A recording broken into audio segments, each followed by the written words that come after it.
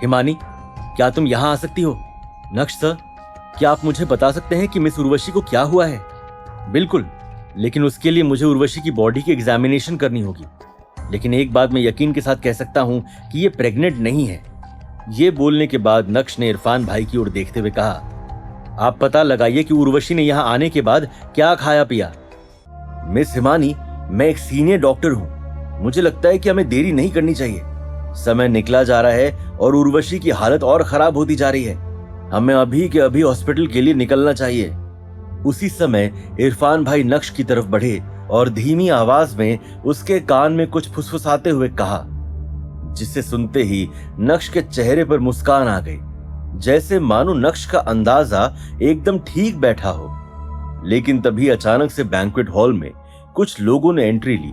हटो, हटो मेरे रास्ते से, ये सब चल क्या रहा है? उस आवाज को सुनकर भीड़ में मौजूद सभी लोग रास्ते से हट गए। सभी के चेहरे पर रिस्पेक्ट साफ दिखाई दे रहा था।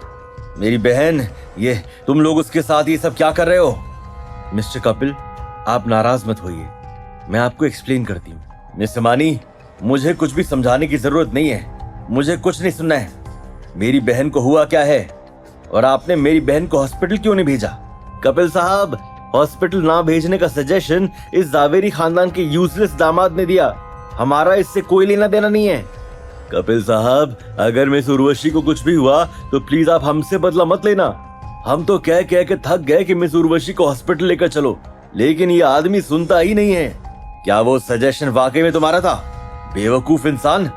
कपिल मेहता, मिस्टर नक्श मेरे गॉडफादर हैं, इनके साथ तमीज से पेश आओ। इरफान भाई, एक यूजलेस इंसान तुम्हारा गॉडफादर कब से हो गया?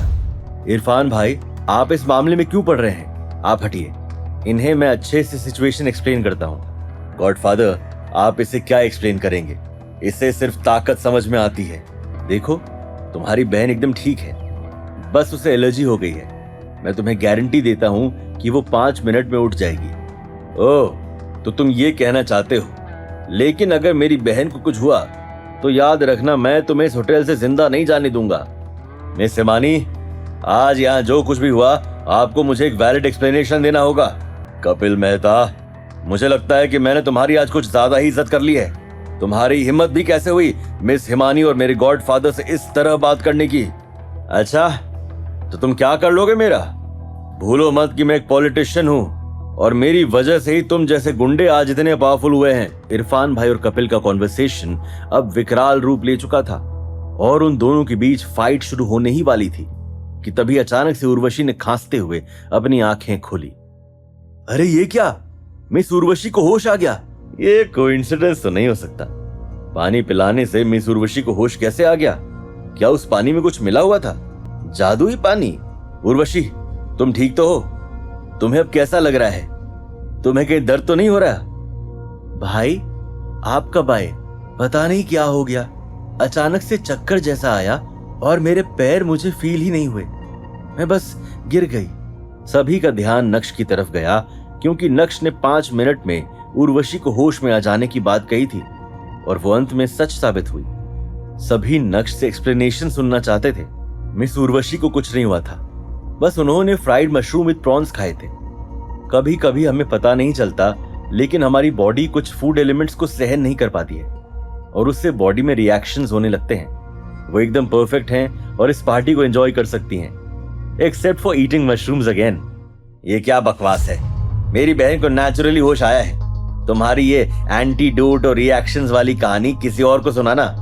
हो सकता है ऐसे इंसिडेंट्स मेरे साथ पहले भी हुए हैं। जब मैं कॉलेज में थी, मुझे लगता था कि शायद मुझे स्ट्रेस होगा, लेकिन मैंने ये कभी भी नोटिस नहीं किया कि जब जब मैंने मशरूम्स खाए तब तब मैं बेहोश हुई। ओह गॉड, फाइनली मुझे पता चला कि आखिर प्रॉब्लम क्या है। लेकिन मशरूम तो मैं भी बचपन से खाता आ रहा हूँ, मुझे तो आज तक कुछ नहीं हुआ।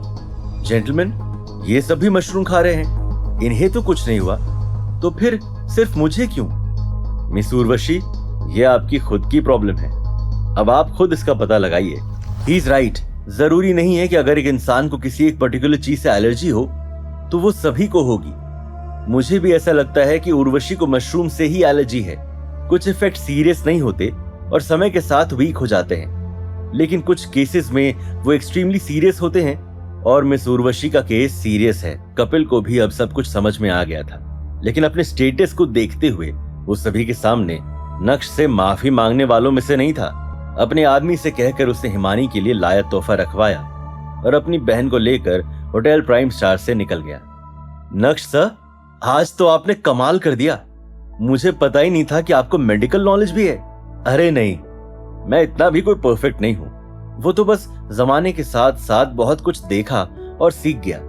अरे तुम यहाँ खड़े खड़े क्या कर रही हो? जाओ और दूसरे गेस्ट से भी मिलो। तुम आज रात की स्टार हो। ठीक है नक्श सर, सेकेंड फ्लोर पर मैंने एक प्राइवेट रूम तैयार करवाया है।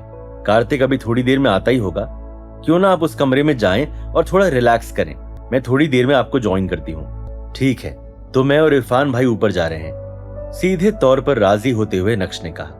क्या होने वाला था हिमानी की बर्थडे पार्टी में कोई नया तमाशा?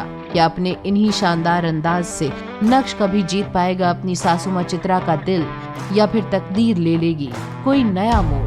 ये जानने के लिए देखिए अगला एपिसोड सिर्फ पॉकेट एफएम के YouTube चैनल पर, और इंस्टा एम्पायर के सारे एपिसोड्स को सुनने के लिए डिस्क्रिप्शन में दी गई लिंक से डाउनलोड कीजिए पॉकेट एफएम ऐप।